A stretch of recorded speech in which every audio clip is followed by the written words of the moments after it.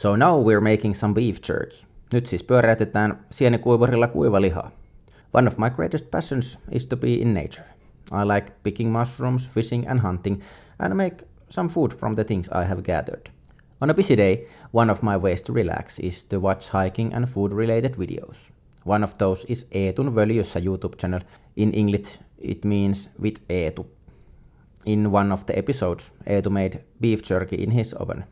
I put the link to that video in upper corner here. It has English subtitles, so I recommend it to watch it. So, then I got the idea, thanks to Eetu, that I could make some beef jerky with my air fryer or dehydrator.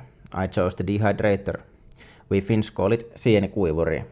Let's adapt Eetu's recipe in other form. So, here is our meat. And now I have a confession to make.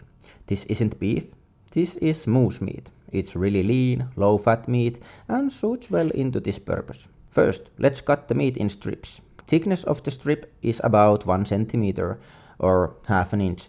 I use my Victorinox boning knife. It's a relatively inexpensive knife and easy to keep sharp. Then, we put meat strips into the bowl and put it into marinade. In marinade we first put some garlic and then onion. Then poppamees blackberry chili sauce, which I got from sale. This is really good. It's really smoky, sweet and really hot. I once put it on the vanilla ice cream and it was a blast. Hopefully this gives some kick to the beef, moose jerky. And then soy sauce. Let's put this so much that it covers meat. And also a little bit salt. Now the mix looks like this. Let's put lid on and let it marinate over the night. By the way, you don't need any plastic bags while marinating. Now to the bed. After a good night, it's time to continue our project. Let's remove all the onion pieces from the meat and put the meat on the side. Now dry the meat on both sides and put it in dehydrator's grid. Don't put pieces too close to each other, then air will flow better. Now it's time to put dehydrator on. So I found this peaceful place where I can run it around, let's say 10 hours or so, I don't know, before putting it on. Check that the air filter is clean. In midway, it's good to change place of the grids, because the layer on the bottom dries faster. I noticed this while drying mushrooms and fruits.